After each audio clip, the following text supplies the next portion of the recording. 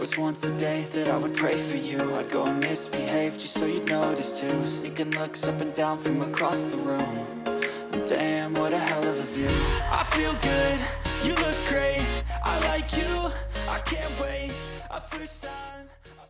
So, hello mga guys. How are you today? So, yan guys, no. Magbe-blend tayo ng grapes, papaya, at saka lagyan na ng tubig, at saka nilagyan ko din ng almond. Ito. Yan. Ayan. At saka yung blender natin is naka-ready na. Okay? So, lagay ko muna yan sa ref ha. So, ayan na guys, no. Handa na yung ating blender. Okay, lagyan natin yung ating tubig. Lagyan natin yung ating grapes. Yan. Alam nyo guys pala, tinanggalan ko na pala yan ng buto. Ito yung buto niya, oh. Tinanggalan ko yan, hiniwa ko siya. Oh. Grapes ito. Tapos tinanggalan ko na para pag blend ko, wala na siyang buto-buto. Kasi ayoko ng buto-buto. Yan. So, yan. Dalawang slice lang. Okay. Gusto ko kasi yung, ano lang, konti-konti lang. Yan, ito. I-blend muna natin yan. Ayoko kasi guys, pahirapan yung ating blender. Kaya, pakunti-kunti lang yung nilalagay ko. Kasi, kawawa naman pag nasira siya agad. Wala na tayong gagamitin, no? So, yan.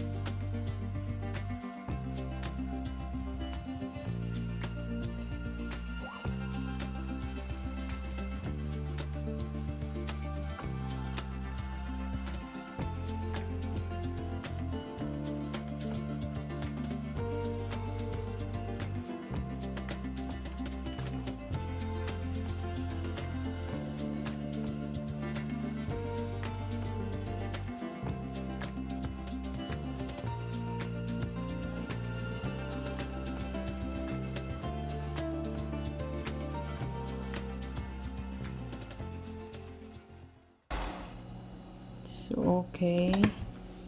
So, lagay na natin yung ating almond.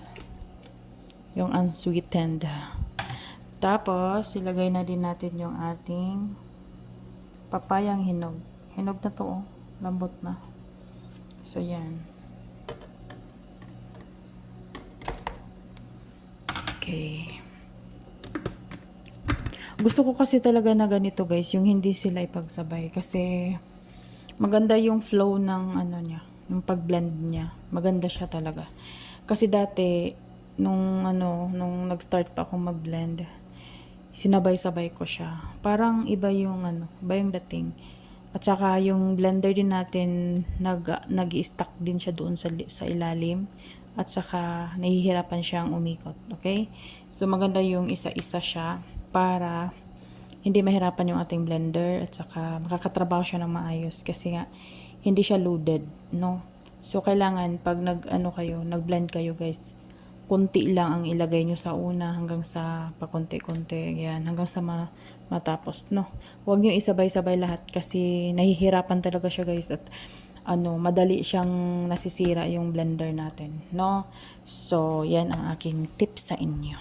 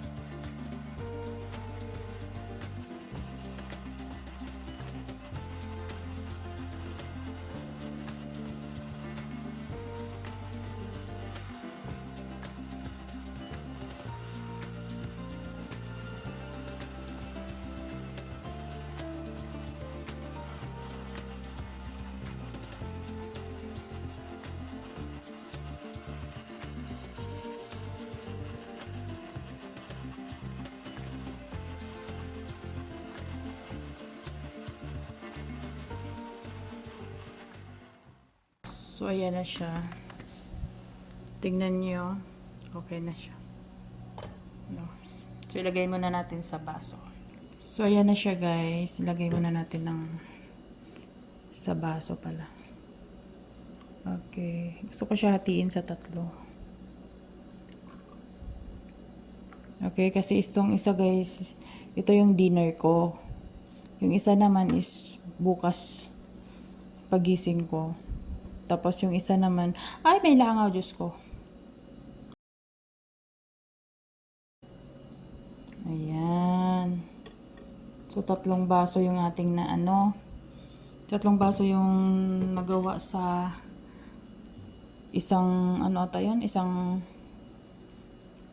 mangkok na grapes at saka 2 slice na papaya. Okay? So, sa nagda-diet yan, pwede nyo to i-try. Sarap niya guys. Oh. Okay, so ngayon ito yung aking inumin. Ito yung pang dinner ko to. Ito bukas umaga pagising ko. At ito naman ay pang next tomorrow, pang dinner ko ulit yan. Okay? Ito lang yung iniinom ko before ako matulog or pang dinner ko yun. Ito lang. Hindi na ako kumakain ng mga solid food. Ayan. So, ayan. Pumayat naman na ako. Guys, 5 kilos na yung natanggal sa akin. Kasi dati is 65. 66. Tapos ngayon 61 na lang. Ayan. So, maganda siya guys. Kung gusto nyo magpapayat, try blend na lang. Kasi mas maganda ang i-blend kasi siya. Diretso na talaga hindi mo na siya So, ayan guys. Thank you for watching. Mag-iingat tayong lahat. God bless.